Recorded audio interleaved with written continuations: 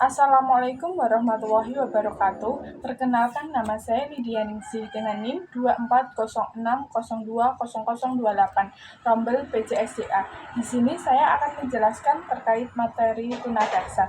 Tunadaksa merupakan kondisi seseorang yang mengalami keterbatasan fisik akibat gangguan sistem gerak seperti otot, tulang, dan saraf yang menyebabkan kesulitan dalam menjalankan aktivitas motorik secara normal. Selanjutnya ada faktor endogen. Yang pertama, kelainan genetik atau bawaan lahir. Yang kedua, ada prenatal atau kerusakan pada sistem saraf pusat yang terjadi sebelum lahir. Yang ketiga, ada anoksia prenatal atau kekurangan oksigen selama dalam kandungan. Yang keempat, ada infeksi atau penyakit pada ibu hamil yang menyerang janin seperti rubella, sifilis, dan tifus abdominalis. Yang kelima, ada gangguan metabolisme pada ibu hamil. Keenam, ada radiasi langsung yang mempengaruhi sistem saraf pusat janin.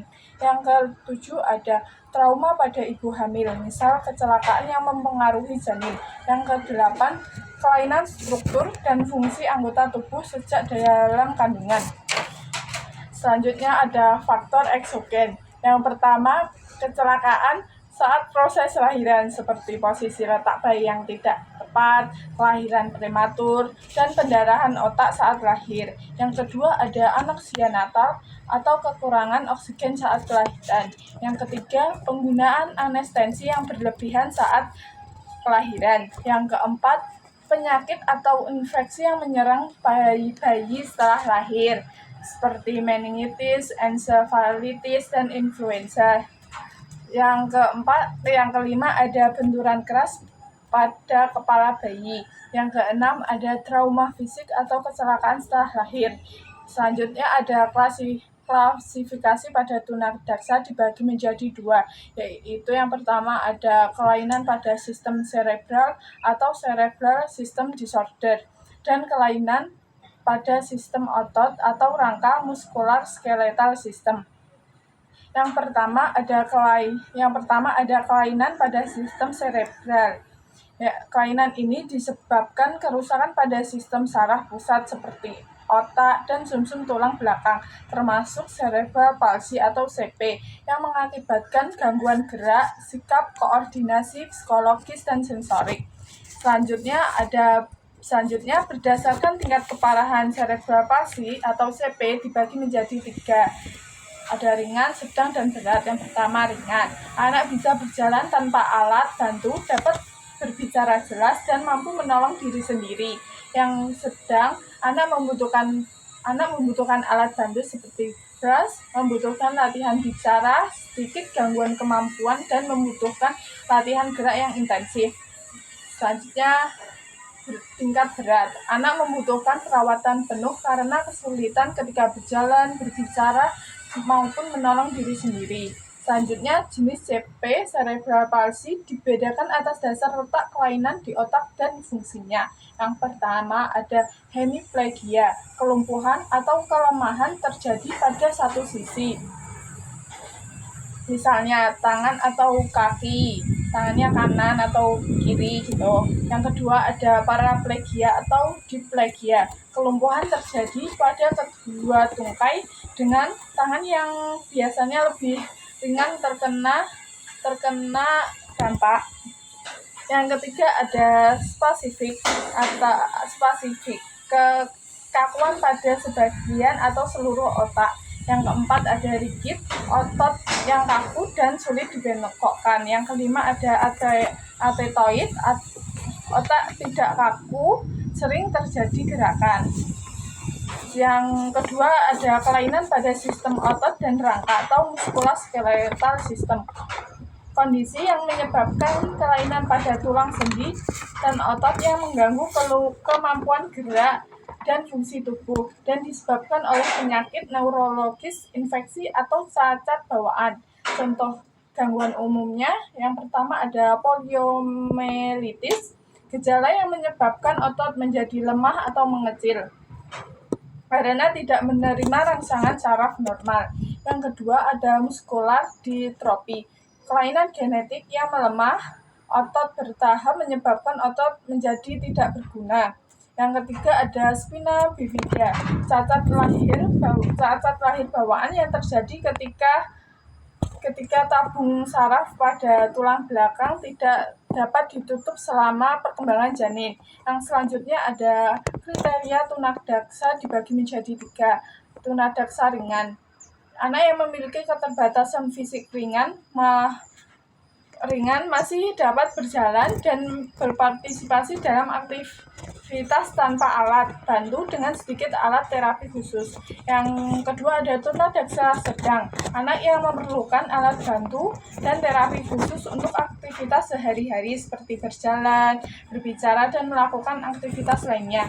Yang ketiga ada tunadaksa berat, anak yang sangat bergantung pada orang lain untuk melakukan aktivitas dasar dan bergerak. Yang terakhir ada strategi proses pembelajaran anak berkebutuhan khusus dalam permainan bola voli. Nah, yang pertama ada modifikasi peralatan seperti bola. Gunakan bola yang jauh lebih ringan dan bergerak lebih lambat daripada bola voli standar. Contohnya bola pantai atau bola busa. Yang kedua, menggunakan net atau pembatas. Turunkan ketinggian net secara drastis atau diganti dengan pembatas lain.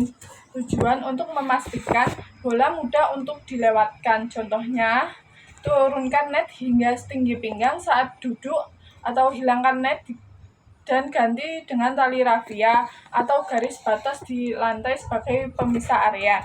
Selanjutnya ada alat bantu pukul, biasanya dengan menggunakan kekuatan lengan atau alat bantu lainnya. Contohnya, siswa boleh menggunakan raket ringan atau pemukul dari busa untuk membantu memukul bola ringan. Nah, yang kedua ada modifikasi peraturan permainan, memberikan waktu lebih banyak kepada siswa tunadaksa untuk menyelesaikan tugas dan bergerak. Selanjutnya ada area permainan kecil agar mereka tidak perlu berjalan jauh. Yang ketiga ada jumlah pemain dalam satu tim agar semua bisa bermain seimbang. Yang keempat ada aturan permainan, bagian yang terpenting untuk dimodifikasi. Misalnya, siswa menangkap bola terlebih dahulu, kemudian melempar kembali ke seberang net. Nah, aturan harus dipukul atau dipantulkan. Selanjutnya ada servis. Servis tidak harus di belakang. Siswa dapat memulai permainan dengan melempar bola dari posisi mana saja yang nyaman bagi mereka. Nah, selanjutnya siswa dapat menggunakan bagian manapun untuk mengembalikan bola atau bahkan bantuan dari kursi roda untuk menghentikan laju bola. Nah, ketiga ada modifikasi lingkungan belajar. Pastikan area belajar tidak ada hambatan, terus tidak licin dan rata. Sediakan jalur yang cukup lebar untuk pengguna kursi roda.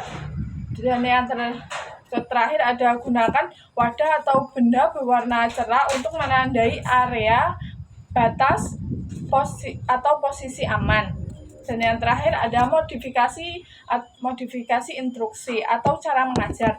Yang pertama, berikan satu instruksi pada satu waktu. Contoh, sekarang coba tangkap bolanya. Nah, peragakan setiap gerakan yang diharapkan. Kedua, tawarkan beberapa opsi tingkat kesulitan atau cara berpartisipasi dalam melakukan aktivitas. Hal ini dapat menambah rasa kontrol dan mungkin siswa dapat memilih tantangan yang cocok untuk mereka. Dan yang terakhir, ubah tujuan permainan dari siapa yang menang menjadi semua orang bergerak bersenang-senang untuk dapat menciptakan suasana yang mendukung dan inklusif. Sekian dari saya. Apabila ada tutur kata yang tidak berkenan, mohon maaf. Wassalamualaikum warahmatullahi wabarakatuh.